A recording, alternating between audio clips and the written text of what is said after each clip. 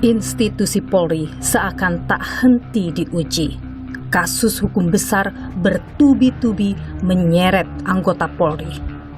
Teranyar, isu perang bintang di antara petinggi Polri menyeruak tatkala muncul video pengakuan dan laporan hasil penyelidikan tambang batu bara ilegal. Ada apa di baliknya? Benarkah ada praktik kotor dan persaingan tidak sehat di tubuh Polri? Saya, Nilu Puspa, mencari jawabnya. Barreskrim Polri telah menetapkan 4 orang tersangka. Yang terakhir, Irjen Pol MS. Terkait kegiatan yang saya laksanakan, saya sudah berkoordinasi dengan Kabarreskrim dengan memberikan uang sebanyak 3 kali, yaitu pada bulan September 2021 sebesar 2 miliar, bulan Oktober 2021 sebesar 2 miliar, dan bulan November 2021 sebesar 2 miliar.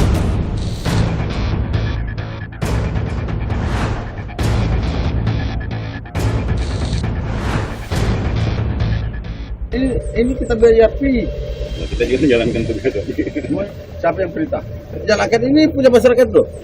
Pak, itu betul Pak. Bapak sempat menandatangani laporan hasil laporan pengaduan Pak tentang ilegal di Kaltim Pak. Tidak ada itu surat.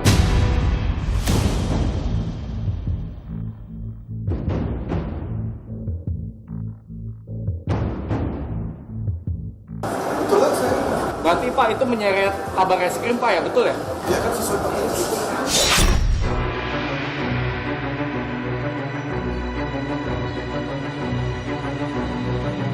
Ini untuk menggoyang posisi Kabarreskrim atau ada yang merasa terancam oleh Kabarreskrim sendiri? Kalau dikaitkan dengan kasus yang perang bintang dengan Sambo, mungkin Sambo pasti merasa terancam.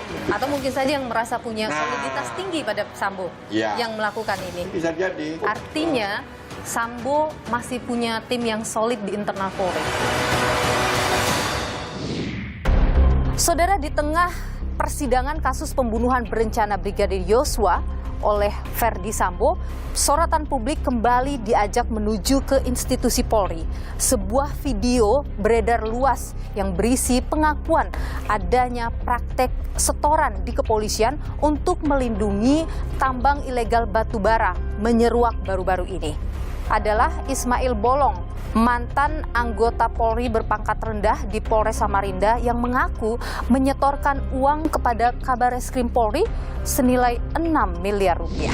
Terkait adanya penambangan batu bara di wilayah Kalimantan Timur, bahwa benar saya bekerja sebagai pengepul batu bara yang berasal dari konsesi tanpa izin. Terkait kegiatan yang saya laksanakan, saya sudah berkoordinasi dengan Kabarreskrim dengan memberikan uang sebanyak 3 kali, yaitu pada bulan September 2021 sebesar 2 miliar, bulan Oktober 2021 sebesar 2 miliar, dan bulan November 2021 sebesar 2 miliar. Uang tersebut saya serahkan langsung kepada Komjen Pol Agus Arjanto di ruangan kerja beliau. Meski kemudian video ini diralat sendiri oleh Ismail Bolong, namun terlanjur membuat publik percaya bahwa praktek backing terhadap tambang ilegal nyata adanya.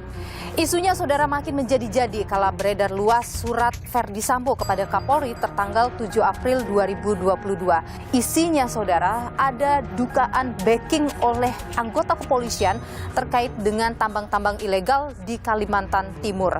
Waktu itu, Verdi Sambo menjabat sebagai Kadif Propam Polri dan ia yang memimpin pemeriksaan kasus ini. Pak Sambo, lo nggak?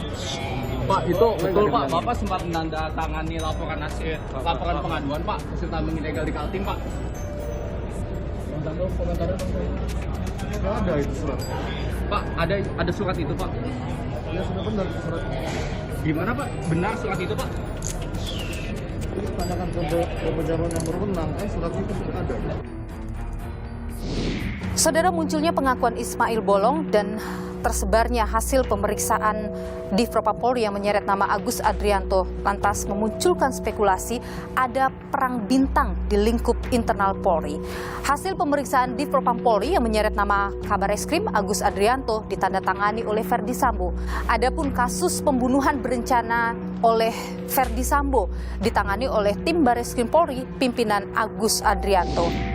Selama proses penyidikan yang dilakukan, Bareskrim Polri telah menetapkan 4 orang tersangka. Yang pertama, Barada RE. Yang kedua, Bribka RR. Yang ketiga, tersangka KM.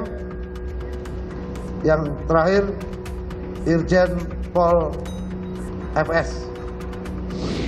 Benarkah ada perang bintang di tubuh Polri? Dan benarkah juga ada oknum aparat yang bermain menjadi backing tambang ilegal di negeri ini? Apa pula dampaknya bagi institusi Polri?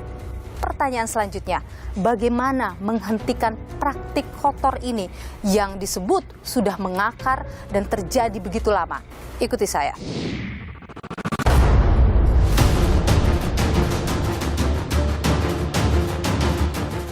Bareskrim Polri telah menetapkan 4 orang tersangka. Yang terakhir, Irjen Pol FS.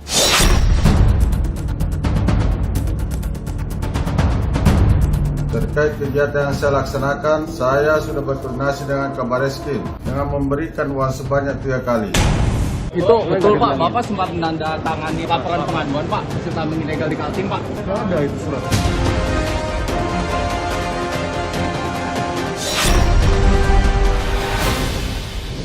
Bagaimana saudara praktik backing terhadap tambang ilegal terjadi di wilayah Kalimantan Timur? Kita perbincangkan hal ini, sudah bersama dengan saya hadir ada dinamisator Jaringan Advokat Tambang atau JATAM Kalimantan Timur, Mareta Sari. Mbak Eta, sehat selalu? Sehat selalu juga. Ya, Mbak Eta, sebelum kita lanjutkan perbincangan ini, saya ajak Anda untuk melihat salah satu video yang sempat viral, video Ismail Bolong ketika ia marah-marah dengan petugas yang datang untuk mengecek kondisi pertambangan berikut ini. Kalau di hutan ini, kalau pernah nanam ya Pak, ini kita biaya fee. Ini punya Jilandang ya, ada suratnya di KBK katanya itu baru punya surat. Ya, Ya artinya itu kalau bicara itu ya, Pak Haji kita lebih, tutup lah. Maaf Pak Haji lebih ngerti dari aturan daripada saya. Pak. Iya artinya itu Aturan jangan lebih ngerti Pak Haji. Ya. Jadi artinya itu kalau saya disalah menafkahi orang banyak nggak inilah itu possible lah. Praktik-praktik seperti ini memang banyak terjadi menurut catatan dari JATAM. Ya, kalau untuk catatan dari JATAM sendiri ya, ada aktivitas pertambangan ilegal tentu saja ada. Ada datanya yang terbaru yang dimiliki oleh JATAM, ada berapa banyak Mbak saat ini? 161 titik sebarannya ya. Ada 161 titik sejak 2018. Dan itu sebarannya hampir di seluruh kabupaten kota. Kayaknya yang terlepas dari pengamatan kami atau yang tidak terhimpun oleh kami itu hanya ada 2 kabupaten, yaitu Kabupaten Kutai Timur dan Kabupaten Mahakamulu. Dan dari pengamatan JATAM, mereka bisa dengan bebas bisa melakukan pertambangan ilegal itu memang dibackingi oleh oknum aparat keamanan, entah itu polisi atau apapun itu. Kalau kita menyatakan bahwa apakah benar mereka dibackingi gitu, dugaan kami seperti itu, karena kalau di aktivitas ilegal tentu saja tanpa harus laporan yang dilakukan oleh warga maupun JATAM harusnya sudah bisa ditindak oleh kepolisian. Mengapa dalam waktu 4 tahun jumlah titik atau jumlah temuannya makin meningkat, tapi jumlah penanganan kasusnya sangat lambat? Kenapa Anda mengatakan penanganannya lambat? JATAM pernah punya pengalaman. Dari sekitar 11 laporan itu memang cukup lambat ditangani, harus berkali-kali. Bahkan beberapa bulan yang lalu, 2 bulan lalu, saya ingat namanya kampung, namanya Makroman, artinya jarak tempat masyarakat ini dan ada aktivitas pertambangan ilegal itu sangat dekat dengan kantor kepolisian. Bahkan harus menunggu laporan warga. Saya kira kan nggak perlu sampai begitu ya. Tadi Anda menyebut soal warga juga aktif sebenarnya melaporkan ke polisi soal ada aktivitas penambangan ilegal. Tapi kalau kita melihat lagi video viral Ismail Bolong itu kan dia menyebut bahwa ia banyak memberi makan kepada warga sekitar. Artinya warga mendapat pekerjaan dari aktivitas tambang ilegal ini. Cuma jangan main-main lah. Kalau punya hutan tanam lah. Kalau kita tanam kita hajar, berarti saya salah, ya? Kok begitu? Kalau bicara aturan, sampai kita di, ya saya orang masyarakat ini, saya ini kalau koordinir aja. Kalau Anda sebut tadi ada yang melaporkan, kok jadi kontradiktif gitu? Ya, ini seperti jebakan ya Mbak ya. Mungkin mekanismenya bisa sama seperti pertambangan pada umumnya. Nah, misalnya jual beli lahan, fee pembagian dari hasil pengerukan misalnya gitu. Mereka akhirnya termasuk di dalam aktivitas ini karena mereka nggak tahu, nggak ada informasi apapun, nggak ada sosialisasi apapun karena kan ilegal ya. Kemudian yang kedua, masyarakat juga dilibatkan, misalnya di sekitar lingkungan tersebut ada yang memiliki jasa transportasi. Bisa nggak kami pakai kendaraanmu, kemudian kamu akan mendapatkan sejumlah uang gitu dari jasa tersebut, seperti jasa transportasi pada umumnya. Dan saat mereka tahu, baru kemudian mereka sadar dan melaporkan itu.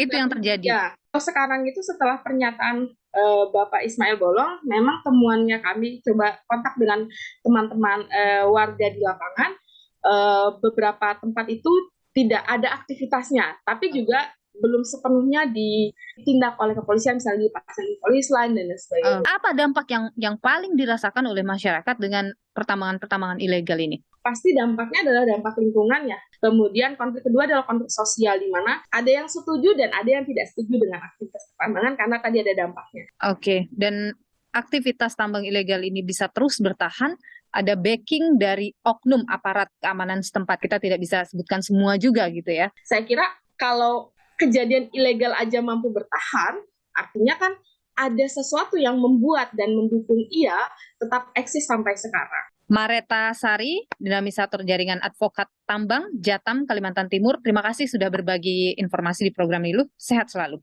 Sehat selalu, terima kasih.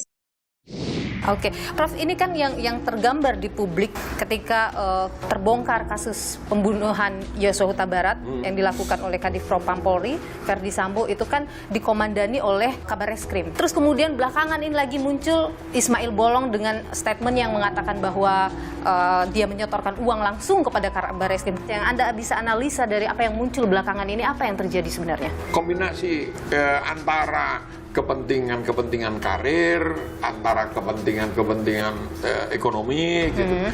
Dan itu tidak hanya yang di atas, karena para pelakunya kan yang di bawah. Jadi yang di atas itu melindungi atau mendorong.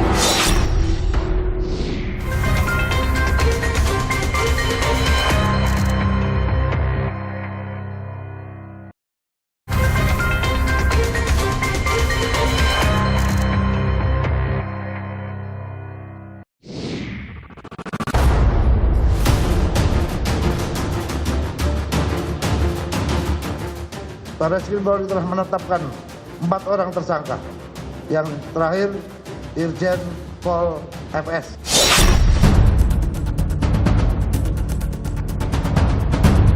Terkait kegiatan yang saya laksanakan, saya sudah berkoordinasi dengan Kabareskrim dengan memberikan uang sebanyak 3 kali.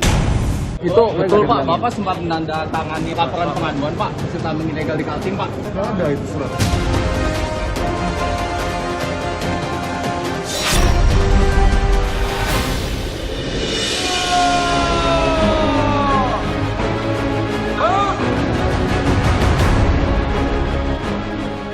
Ada perang bintang di tubuh Polri. Isu ini belakangan ramai diperbincangkan. Adalah Menko Polhukam Mahfud MD yang pertama kali melontarkan.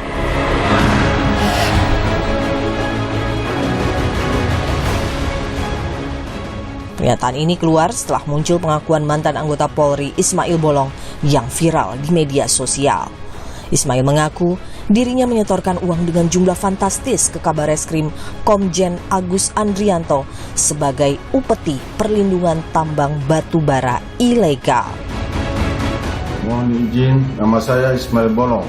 Pangkat Aibtu, saat ini saya berdinas di Satingalkam, Polresta Samarinda. Terkait adanya penambangan batu bara di wilayah Kalimantan Timur, bahwa benar saya bekerja sebagai pengepul batu bara yang berasal dari konsesi tanpa izin, dan kegiatan tersebut tidak dilengkapi surat izin penambangan di daerah sejak bulan Juli tahun 2020 sampai dengan bulan November 2021. Keuntungan yang saya peroleh dari pengumpulan dan penjual batubara berkisar sekitar 5 sampai dengan 10 miliar dengan setiap bulannya. Terkait kegiatan yang saya laksanakan, saya sudah berkoordinasi dengan Kabar Eskrim, yaitu ke Bapak Kabar Eskrim Komjen Pol Agus Sarjanto dengan memberikan uang sebanyak 3 kali. Video pengakuannya bikin geger di tengah sorotan publik terhadap sidang pembunuhan berencana oleh Ferdi Sambo. Lantas, siapa Ismail Bolong? Ismail Bolong, mantan anggota Polri berpangkat Aibtu di Polresta Samarinda. Video pengakuannya diketahui direkam pada Februari 2022. Beberapa bulan setelahnya, Ismail pensiun dini dari Korps Bayangkara. Belakangan, Ismail menarik pernyataannya. Ia mengaku saat itu berada di bawah tekanan. Saya meminta maaf kepada Kabar Eskrim atas kejadian viral bisa keluar di media sosial.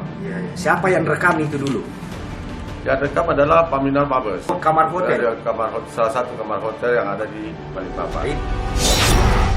Enggak pernah memberikan uang kepada Kabar Eskrim, apalagi pernah saya ketemu Kabar Eskrim. Waktu itu ditelepon sama Pak Hendra berapa kali? Saya ditelepon 3 kali melalui HP, salah satu HP Paminal Mabes.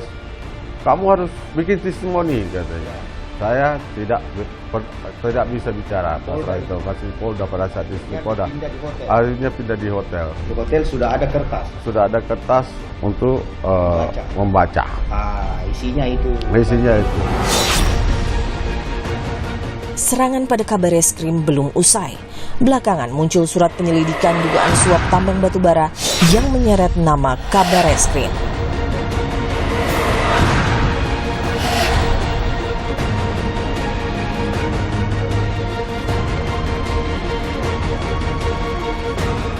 Surat itu ditandatangani Ferdi Sambo, Kadif Propam saat itu.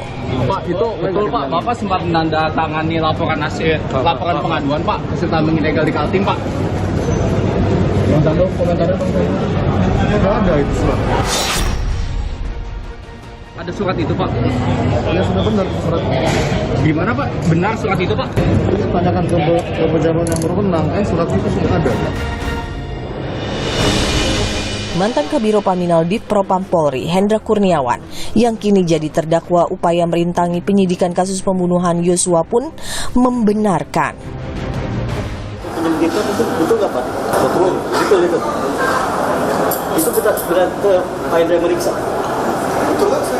Langsung Pak? Itu pejabat yang berwenang aja. Ada negatif. Berarti surat penyelidikannya benar ya Pak ya? Ya betul. Berarti Pak itu menyeret Kabar Eskrim Pak ya, betul ya? Iya kan sesuai Pak itu.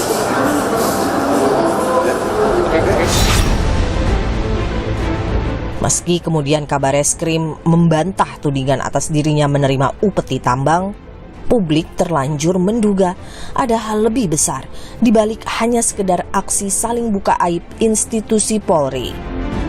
Benarkah? Niluh mencari jawaban. Polri terus mendapat sorotan dari mulai kasus Ferdi Sambo, Teddy Minahasa, Kanjuruhan, sampai kemudian yang terbaru adalah ada dugaan Kabar Eskrim Polri menerima aliran dana karena membackingi praktik tambang ilegal. Kita bahas bersama dengan Guru Besar Universitas Bayangkara, Profesor Hermawan Sulistyo, atau akrab disapa Prof. Kiki. Sehat selalu Prof. Kiki. Alhamdulillah. Jadi ada perang bintang Prof. Kiki?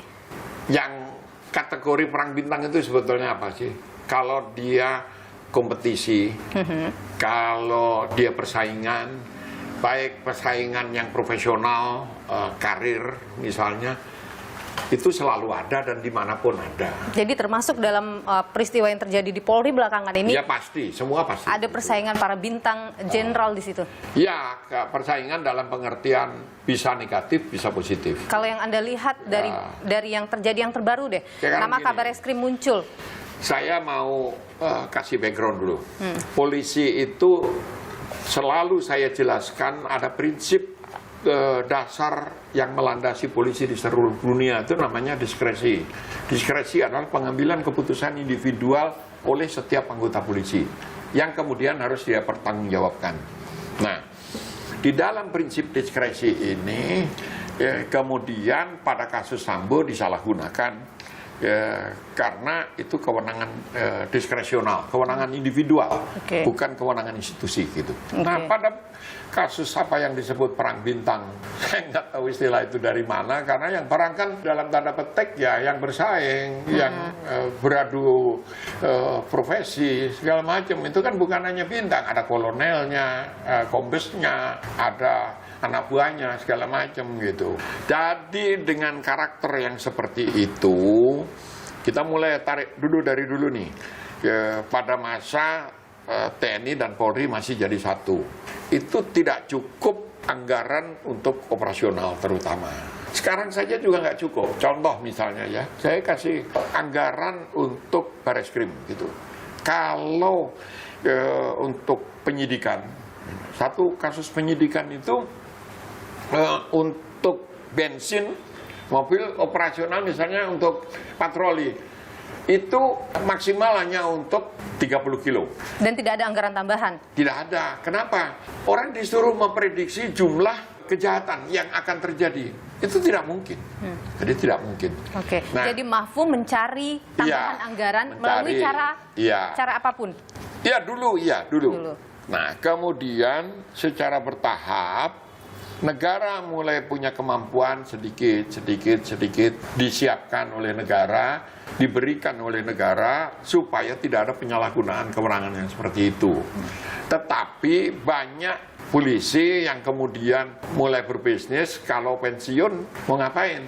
Begitu pensiun keenakan. Itulah sebabnya banyak yang jadi kaya itu setelah pensiun. Di dalam proses yang seperti itu, yang terjadi adalah kemudian kontrol negara, kontrol institusi terhadap individu orang-orang ini menjadi makin sulit karena organisasi membesar, membengkak. Setiap orang punya kepentingan ekonomi dalam hal ini, dan punya alasan untuk mencari seperti itu. Kalau saya melihatnya ibaratnya ayam kampung.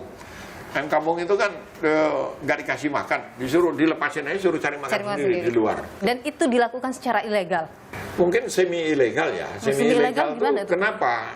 Kalau polisi berbisnis pasti legal dalam tanda petik, karena mereka tahu aturannya seperti ini segala macam kayak gitu. Tapi kalau itu dia lakukan semua, dia kan tidak akan mendapatkan keuntungan sebesar dari kalau dia lakukan ilegal. Batas antara yang legal dan ilegal itu kan sangat tipis. Oke. Dan setoran-setoran kepada pejabat yang lebih tinggi lagi, itu Mahfum terjadi juga? Kalau setoran itu...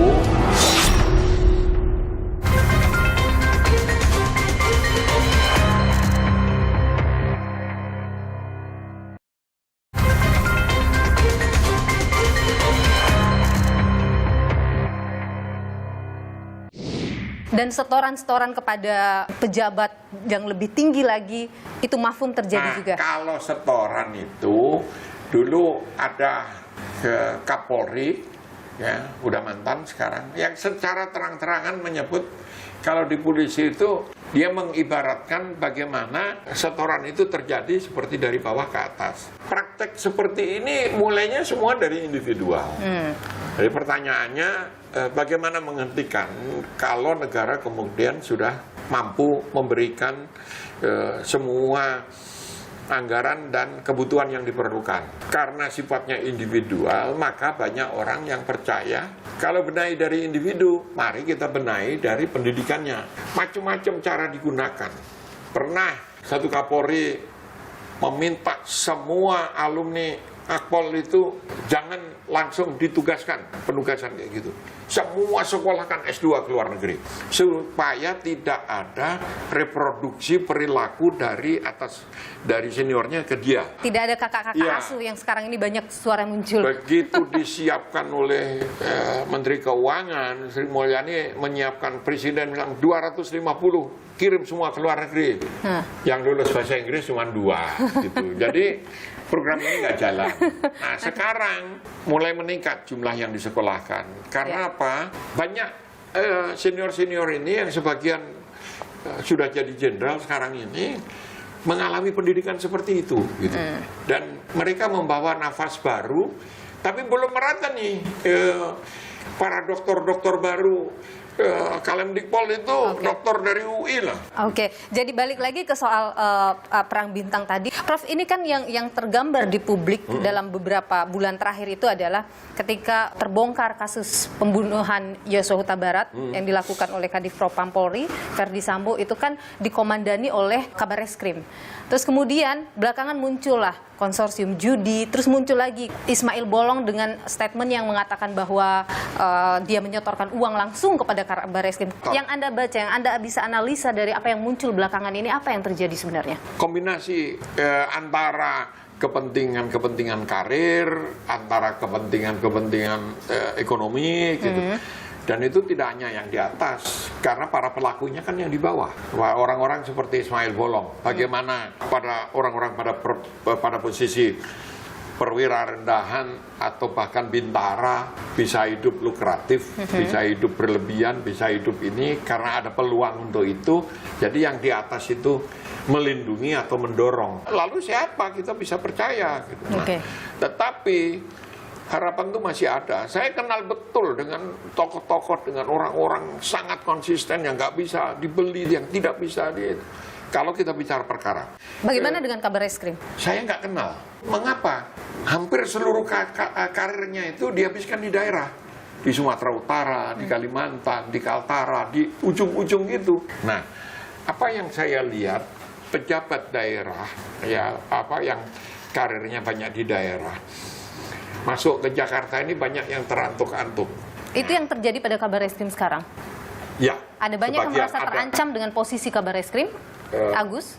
Kalau terancam saya nggak tahu dia mengancam apa gitu. Tetapi yang pasti Kabareskrim ini kan hampir seluruh karirnya di daerah. Kalau masuk ke Jakarta, ya pasti banyak kandang macan nih kan. Di Jakarta ibaratnya kebun binatang buas nih. Untuk apa yang Prof baca di situ? Memainkan kartu ke Kabareskrim. Jadi kalau dekat dengan Kabareskrim, kalau dia pengusaha baik-baik atau pengusaha nakal juga, gitu, dia bisa menekan Kabareskrim kalau dia kena kasus atau dia menekan Kabareskrim. Menekan itu dalam tanda petik ya, memberikan pengaruh kayak gitu. Ini untuk menggoyang posisi Kabareskrim ataukah? Saya nggak tahu ya. Atau ada yang merasa terancam oleh Kabareskrim sendiri? Ya mungkin kalau dikaitkan dengan kasus yang Perang Bintang dengan Sambo, mungkin Sambo pasti merasa terancam mungkin ya. Karena kan bahkan sampai beredar surat hasil penyelidikan. Itu muncul juga dan di situ ada nama Kabareskrim. Nah, ini kemudian yang membuat publik bertanya-tanya, jangan-jangan ini dari geng Sambo untuk menyerang Kabareskrim. Surat itu lahir dari proses penyelidikan. Betul. Nah, penyelidikan karena ada laporan-laporan, biasanya begitu. Nah, pengalaman saya kalau dengan Propam itu, termasuk Sambo, mereka ini kan dimusuhi oleh sesama polisi sendiri. Mengapa dimusuhi oleh sesama polisi? Ya kalau Propam yang keras, yang lempeng-lempeng aja, ya siapapun ditabrak. Nah, Sambo tipe menghukum. Saya pernah bilang, ada anak buahmu yang nakal itu, suka malakin kayak gini-gini. Dia langsung bilang, namanya siapa, Prof? Saya bilang, ada tuh kombes. Namanya siapa? Saya jemput sekarang juga. Gitu. Tipenya kayak gitu. Jadi kalau ketika dia pada posisi ke pojok seperti sekarang, nah apakah atas perintah dia? Saya nggak yakin kalau atas perintah dia. Kenapa dia udah di dalam? Atau mungkin saja yang merasa punya soliditas tinggi pada Sambo yang melakukan ini. Yang kemudian menyebarkan video itu, karena video itu video lama juga, Prof.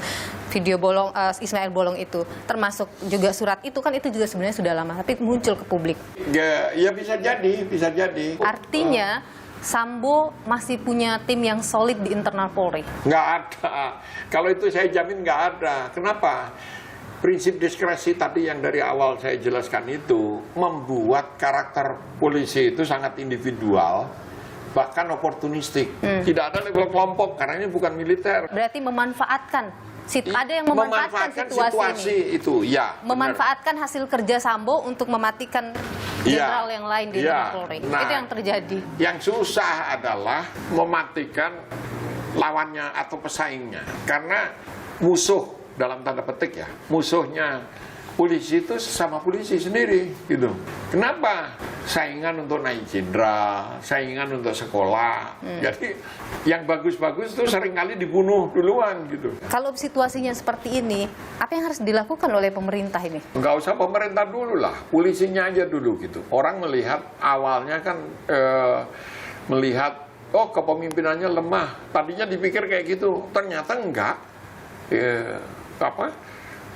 Makin lama saya lihat makin tegas ini Kapolri kan. Terus kasus Sambo sendiri, Kapolri tegas-tegas. Saya yang minta 340, bukan pengacara. Jadi kalau dalam situasi ini Kapolri harus ngapain, Prof? Bersih-bersihnya lebih keras, lebih tegas. Oke, percayakan pada Kapolri. Iya. Untuk membereskan internal sekarang Polri. Sekarang gini aja, kasih waktu Kapolri. Lakukan ini. Kan Presiden sudah memberi. Lakukan ini. Kasih waktu gitu. Baik, kita percayakan semua pada Kapolri untuk bisa menyelesaikan keruwetan yang terjadi di internal Polri. Profesor Hermawan Sulistyo, Prof. Kiki, terima kasih atas informasinya di program Niluh. Sehat selalu. Pak Ito, ada pertambangan ilegal dibackingi oleh oknum aparat keamanan. Benar itu banyak terjadi, Pak Ito? Saya kira sangat benar. Kalau praktek itu sudah lama ada, Pak, kenapa masih terus ada? Apa masalahnya?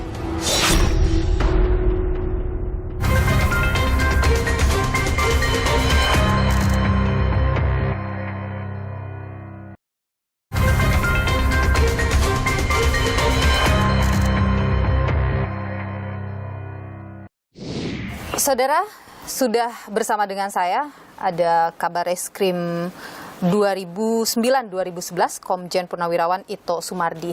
Kita ingin tahu banyak soal benarkah praktik-praktik tambang ilegal yang dibackingi oknum polisi ini terjadi. Pak Ito, sehat selalu. Sehat, Mbak. Selamat sore. Pak Ito, ada pertambangan ilegal dibackingi oleh oknum aparat keamanan polisi. Benar itu banyak terjadi, Pak Ito? Kalau dikatakan hanya oknum polisi, mungkin menurut saya bukan oknum polisi saja, Mbak. Kan itu menyangkut kepada kepentingan instansi lain. Tapi kalau dikatakan benar, saya kira sangat benar. Karena kan sejak lama dulu ada namanya operasi peti. Peti itu adalah penambangan tanpa izin. Di mana saya sendiri pernah menjadi wakil ketua tim. Ya dulu ketua timnya Pak Brigjen Singgih, Selamat Singgih dari TNI Angkatan Darat. Kemudian saya sebagai direktur Samapta Polri waktu itu.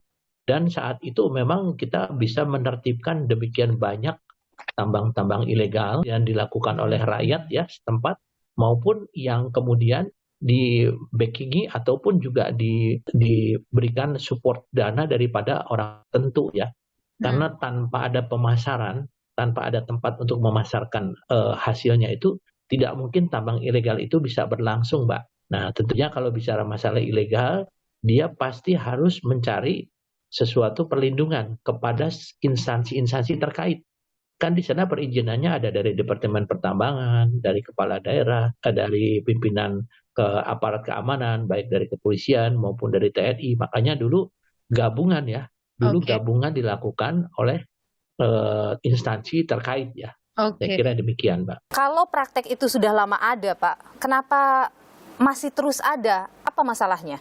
Saya tidak bisa menjawab secara pasti karena sekarang kan saya sudah tidak sepengalaman menjabat. Anda kan lama di Kabar. Ya, kalau saya kira ya itu karena tadi, Mbak, kalau dikatakan bahwa sesuatu yang legal itu tentunya tidak perlu memerlukan perlindungan ya, tetapi yang ilegal ini ada kos-kos tertentu dan pasti yang ilegal ini hasilnya jauh lebih besar daripada yang legal.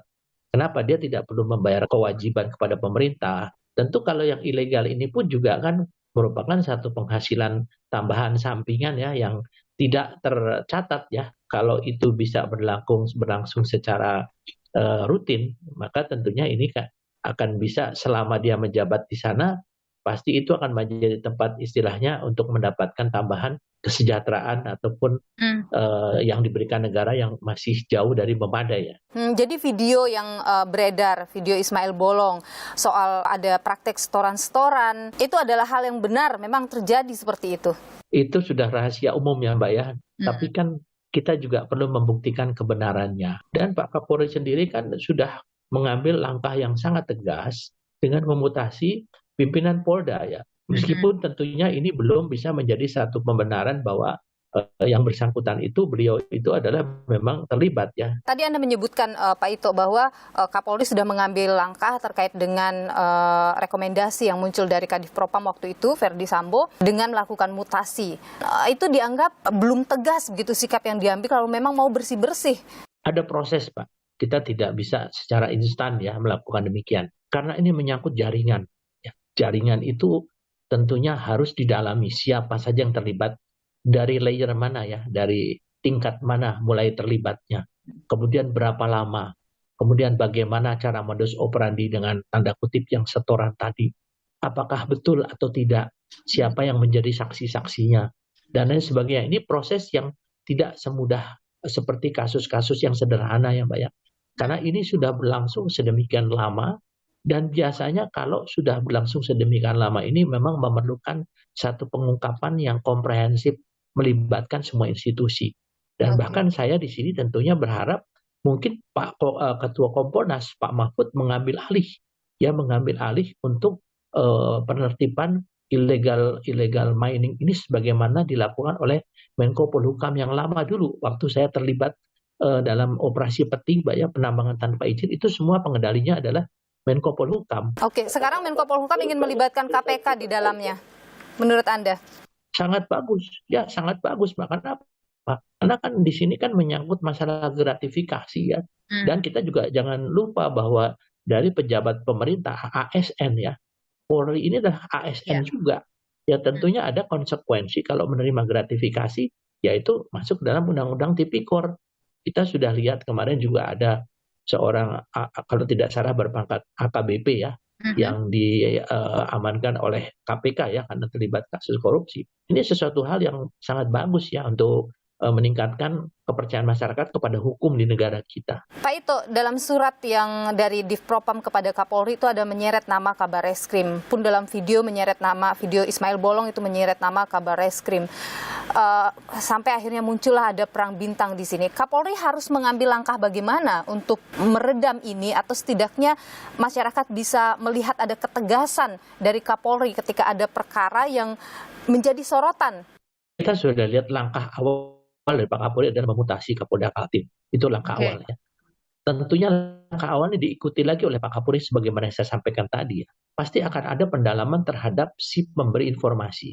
Pemberi informasi ini kan kalau memang betul, maka yang bersangkutan harus dilindungi ya sebagai justice kolaborator. Karena kalau tidak, itu dia harus mempertanggungjawabkan karena dia kena undang-undang pidana, pencemaran nama baik, fitnah, kemudian kena undang-undang ITE, menyebarkan berita bohong. Sudah ada perintah menangkap oleh Kapolri.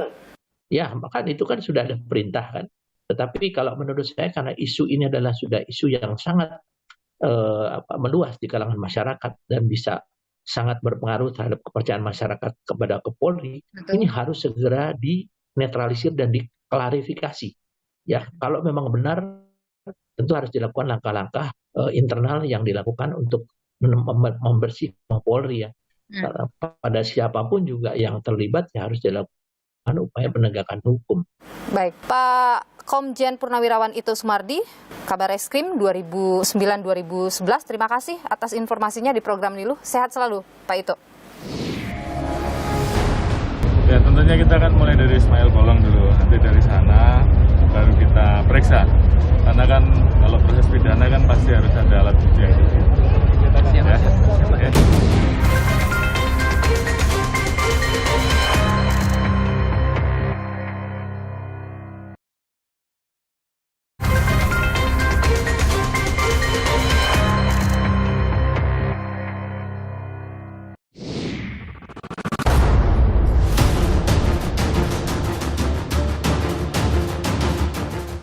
Barreskrim Polri telah menetapkan 4 orang tersangka.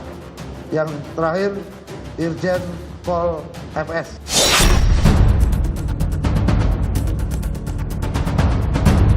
Terkait kegiatan yang saya laksanakan, saya sudah berkoordinasi dengan Kabarreskrim dengan memberikan uang sebanyak 3 kali.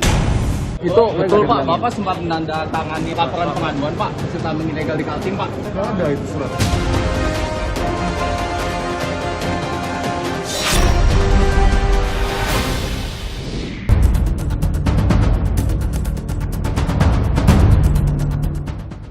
Kapolri Jenderal Listio Sigit geram atas kegaduhan yang dibuat mantan anggota Polri berpangkat Aibtu Ismail Bolong.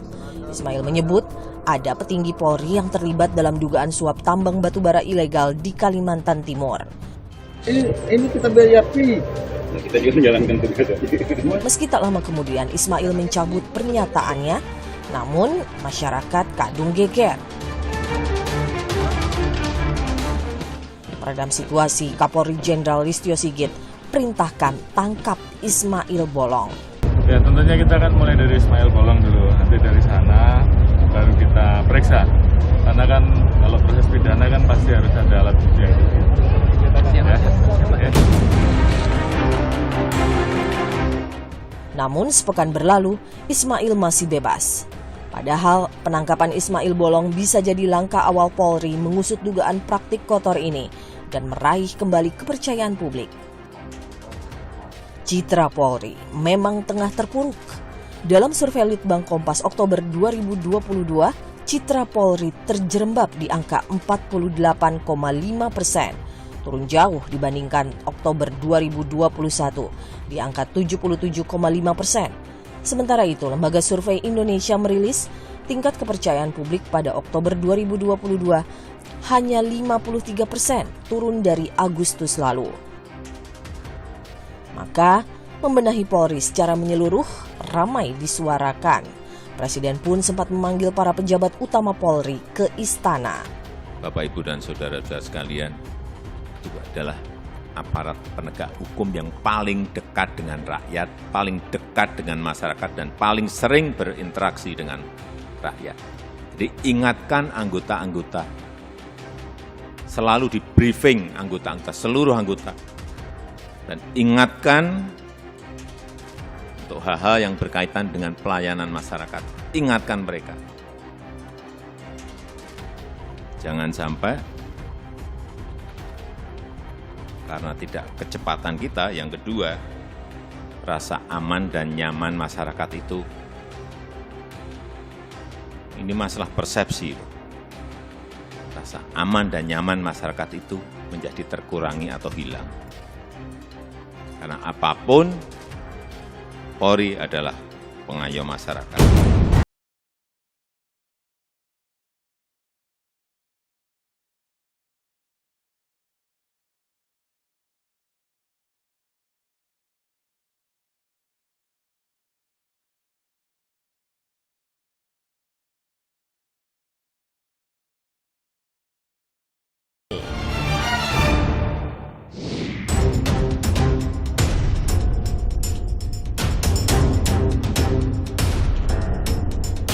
Kepercayaan itu mahal harganya.